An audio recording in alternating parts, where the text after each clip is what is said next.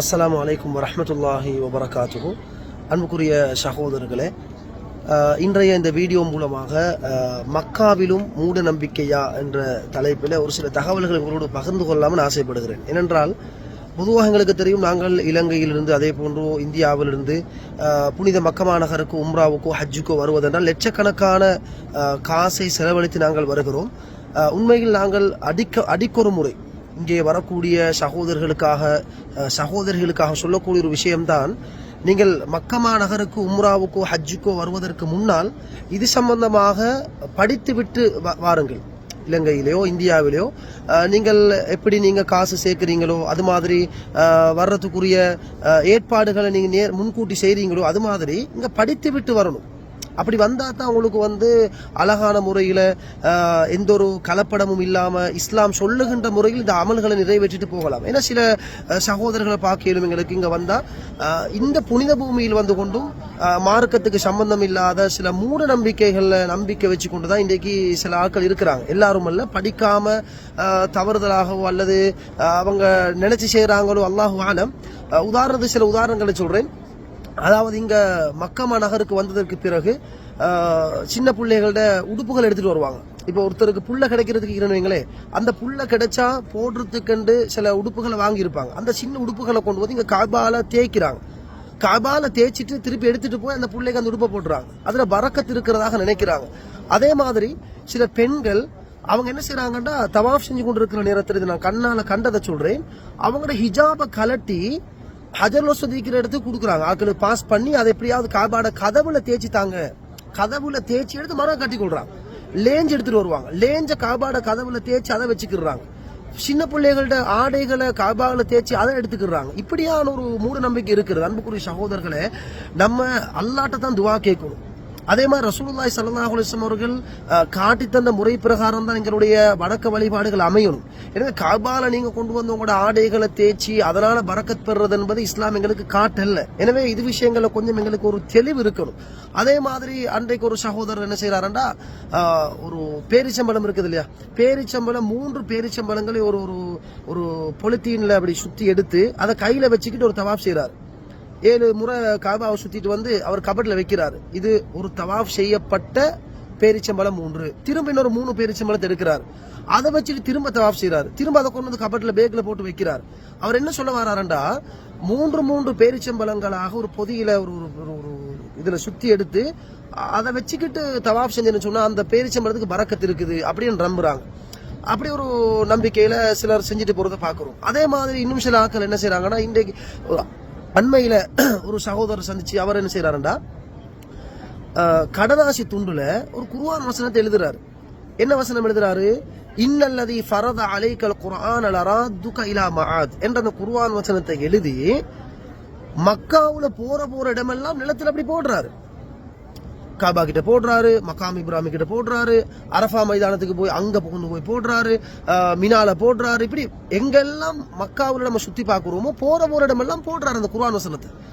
அப்ப நான் கேட்கிறேன், ஏன் இதை போடுறீங்க? அப்ப அவர் சொன்னார், என்ன தெரியுமா, இல்ல இந்த குர்ஆன் வசனத்தை எழுதி நம்ம மக்காவுல எந்த இடத்துல எல்லாம் கொண்டு போய் போடுறோமோ திரும்பவும் அந்த இடத்துக்கு வரக்கூடிய பாக்கியத்தை அல்லாஹ் தருவதாக நாங்க நம்புறோம் அப்படின்றார்.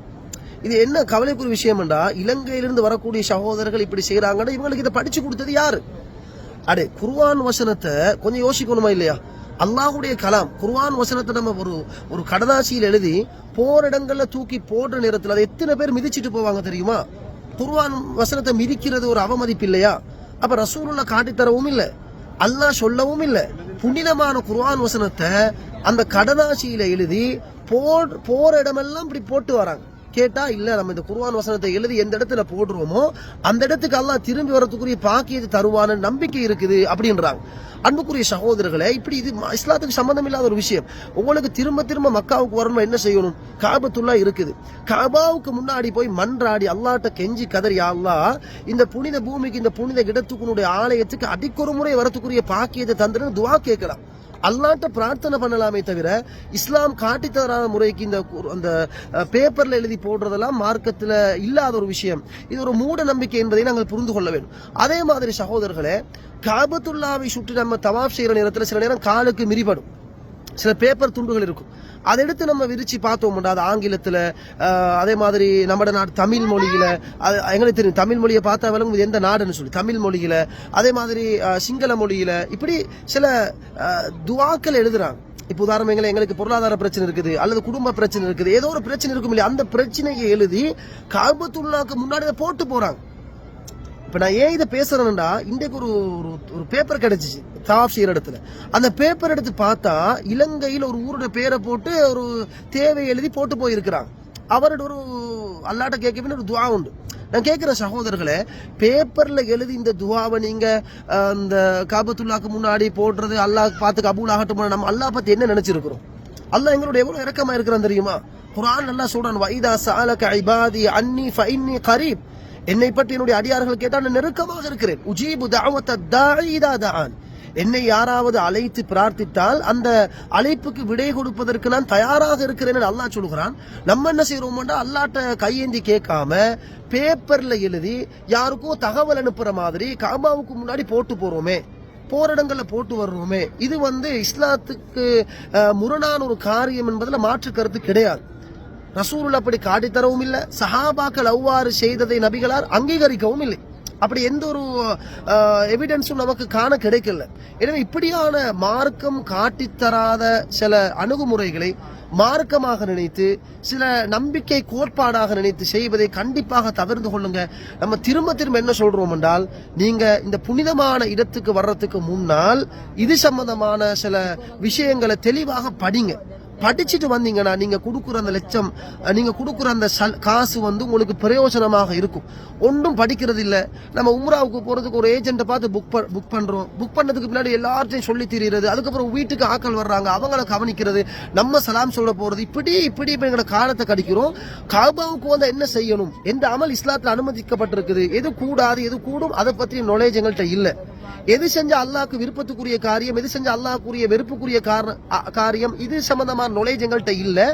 நம்ம சும்மா ஏதோ ஒரு பயணம் வந்துட்டு போறோம். எனவே சகோதரர்களே, ஷிருக்கை அழித்தொழித்த இந்த புனித பூமி மக்கா நகர், இஸ்லாத்தில் இல்லாத நூதன அனுஷ்டானங்களை அழித்தொழித்த இந்த புனித பூமியில வந்து கொண்டு மார்க்கம் காட்டித்தராத சில மூட நம்பிக்கைகளை இந்த இடத்திலும் தயவு செய்து செய்ய வேண்டாம்.